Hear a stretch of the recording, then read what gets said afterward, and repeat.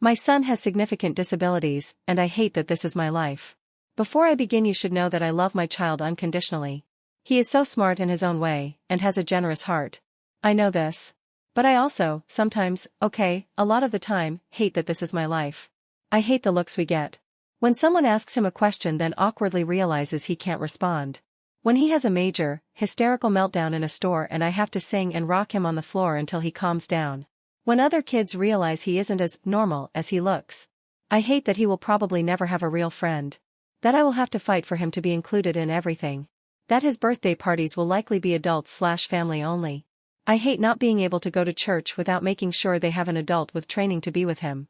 I hate how hard it is to find adults to be with him. And that I have to be the one to train them. I hate that he will be my only child. I don't know that I can handle a second child with disabilities, and it's not fair to him if we bring a neurotypical child into the mix. It's not fair to the other child either. I hate that he has to be watched 24/7. I never get anything done because I am exhausted from keeping him safe while trying to give him room to grow and learn. I hate the appointments, the juggling of specialists and primary care doctors and trying to remember who needs to be told what. I hate having to sign a cajillion disclosures to share information, and I hate that even my husband has to ask me what all kiddo has going on. I hate that he hurts me. Yes, I understand the reasons, trauma and development and delayed attachment and frustration. But I hate that my baby boy, my darling child, regularly kicks and hits and bites and scratches me. I hate saying, "Kind hands, please." I hate how much I rely on his tablet to occupy him. I hate when people say it's just a phase. Or all boys/kids do that. It's not true, and they know it. But no one is comfortable enough to say, "That sounds like it sucks." Which is what I really want. I hate that being away from him takes so much planning and money. That we can't hire just anyone to watch him. It has to be an adult with training, or a respite provider, which is impossible to get, or a rare, understanding friend. Or my husband. Most of all, I hate that I hate any part of being his mommy. Because I always wanted to be a mom. And when we found out we couldn't have biological children, I was so happy my husband agreed to adopt. I knew it would be hard. I knew it meant raising a child with disabilities and trauma. And I worked my bottom off to prepare for it. But here I am. On Reddit, telling however many strangers that I hate being a mom to a child with disabilities. Because there is nowhere else I can go and be this raw and open about it. And I hate that our society is the kind of place where parents like me can't be raw and open. Because I already know some of you are judging me, or calling me a snowflake, or passing by this post because this sliver of my reality is too much for you to bear on top of your own stuff. But I had to say it. Had to let it out because it's too hard to carry around on top of all the other shit I have to carry every single day. Update. A little over a year ago I came to this sub to vent about the difficulties of raising our adopted son who has significant disabilities. The response was overwhelming. Many people reacted with anger or hate, but the ones who stick out are the ones who said, in comment or chat, that my post was their truth, too. So I am back, after a little over a year, to share an update to my story and to let those other parents, siblings, and caretakers that it's okay. First, the update. My son has significant disabilities, and I still sometimes hate that this is my life. In the time since my first post, my family has moved to another state to get better services for kiddo, gotten several diagnoses for him, including a rare genetic syndrome, and celebrated the fact that my son has now been with us longer than he was in the orphanage. He is doing amazing in an 8-student autism classroom, started assent-based ABA therapy, and has a couple kiddos who call him friend.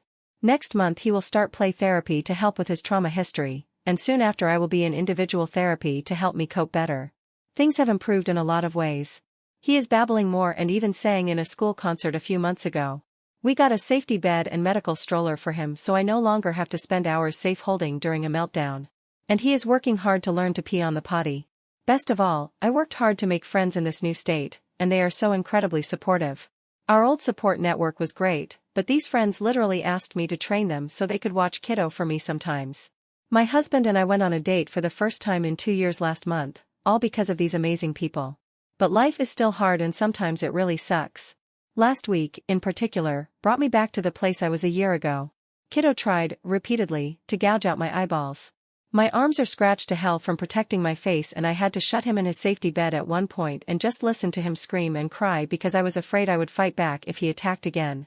He rage stripped and peed on the carpet at ABA therapy, then bit me when I put him in the car at the end of session. After yet another argument, I threw my wedding ring at my husband, telling him to give it back when things got better. I'm not sure if he will ever give it back. And to top it all off, my mortgage payment overdrew the bank account and my husband reappointed by working late every night. Which would be fine if I hadn't needed help with our son. Overall, I think I am in a better place than I was last year. I know this journey will ebb and flow. We will have great seasons, awful ones, and some that are just so.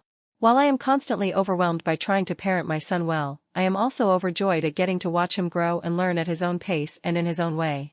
And when things are hard, and my eyelids are bleeding, that's the part of the journey I focus on the most.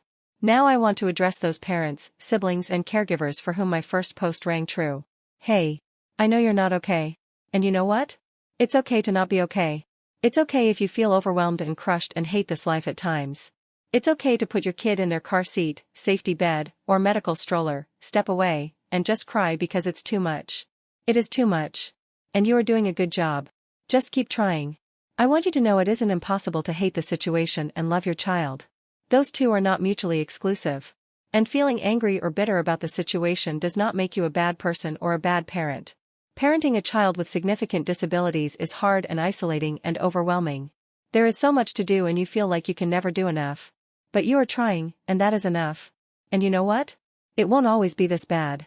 Some days you'll be the version of me who made my first post. Other days you'll be this version of me, the one who is tired but hopeful, and able to make one more phone call to get your kiddo that next device/therapy/appointment/whatever that will help them to keep growing. Here's to another year of this wonderful, messy life that is parenting special needs and disabilities.